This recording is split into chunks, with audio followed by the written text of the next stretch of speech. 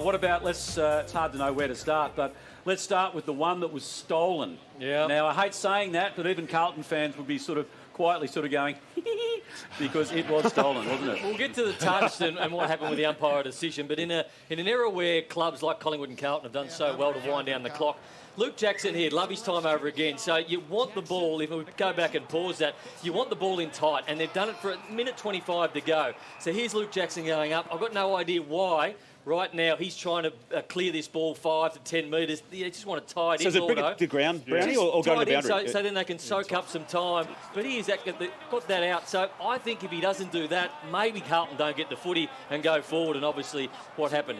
But it was a moment that on the review on Monday, they'd go, we just want that in tight.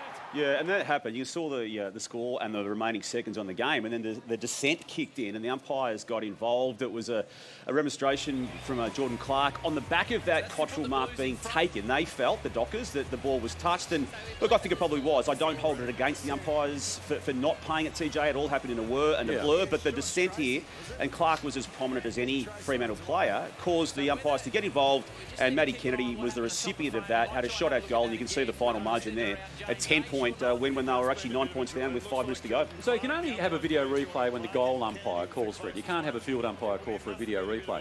But I'm of the firm belief there should be one captain's call per side in the last quarter of every game.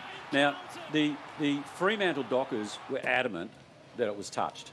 Okay, and if that's the case, then they should have the ability to call for a video review.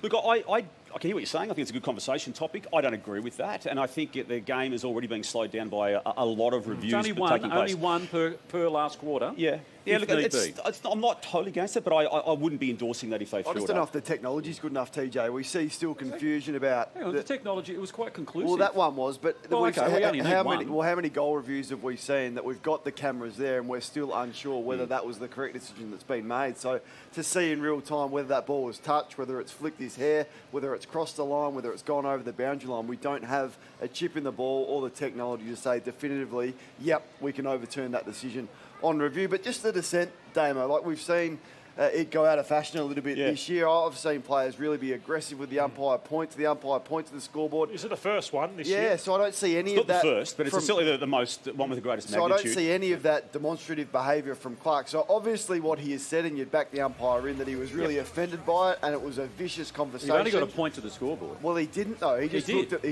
at the umpire after a goal, but players have done that throughout the year. So I'd love some clarification from the AFL. There's a definite relaxation around the switching of that rule in the past month. Year and a bit. Yeah. What I'll just say, though, is Fremantle, you've got to kick more than 9 goals. So they are so good defensively, but you leave yourself open to lose games of footy when you still only kick 9 goals.